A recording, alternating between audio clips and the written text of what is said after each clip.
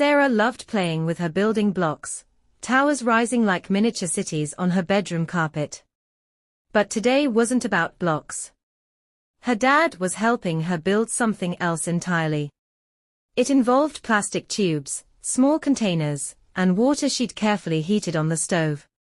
"All right, so think of it like this," Dad said, winding a blue tube around a yellow one. "We've got hot water that's like a 1 and cold water that's our 0. Just like how a computer uses electricity, we're going to use the heat in the water." Sarah's eyes grew wide. She understood ones and zeros from playing games on her mom's phone. But water? Dad showed her how to connect the two tubes with a little plastic bridge. In that bridge, the water's mixed.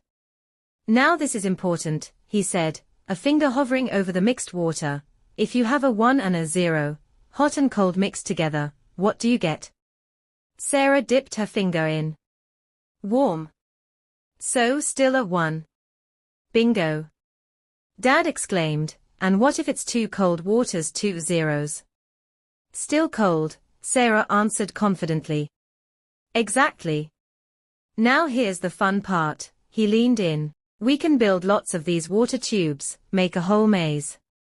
Hot water means 1, cold water means 0, and we can use the way they mix to do math, like adding numbers together." Sarah blinked. "The water does the math?" "Well, sort of," Dad chuckled. "We're just using how heat moves to calculate. Imagine it as heat talking. Hot water says to cold water, 'Hey, let's mix,' and by the time we're done, this is what the answer looks like." Sarah imagined little voices in the water, hot ones buzzing, cold ones a bit shivery. She realized this was way cooler than building blocks. "Scientists use fancy stuff," Dad explained, "not just water. But this shows you the idea. Computers don't have to just be about electricity. They can be about heat, even about light. They just need a way to store those ones and zeros and make them talk to each other." So, Sarah and her dad built a fun little water maze, but that's just a glimpse into the world of thermal computers. In reality, things get a bit more sophisticated. Forget the plastic tubes. Scientists are working with special materials that conduct heat in unique ways. These materials can be like tiny thermal switches. Hot flows through them easily, but cold gets blocked.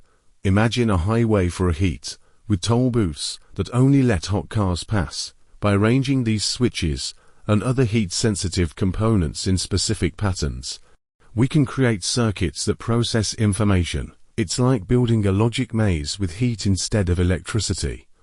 Hot becomes our on signal, cold becomes off, and the flow of heat between them represents the calculations happening. Now, thermal computers aren't exactly ready to replace your laptop just yet. They're still under development, facing challenges like how to store information efficiently and perform complex calculations at high speeds. But there's a lot of potential. Thermal computing is a fascinating field with the potential to revolutionize how we process information. It's a world where heat becomes the language of logic, and the future might just be a little bit warmer. For computers, at least. Every like on a video, every search you make, it all takes power. Massive data centers around the globe are constantly churning through information, and they produce a tremendous amount of heat. Right now, most of that heat goes to waste. Cooling these data centers is incredibly energy intensive. But what if we could change that? Thermal computers offer a unique opportunity. They could use that waste heat as their energy source.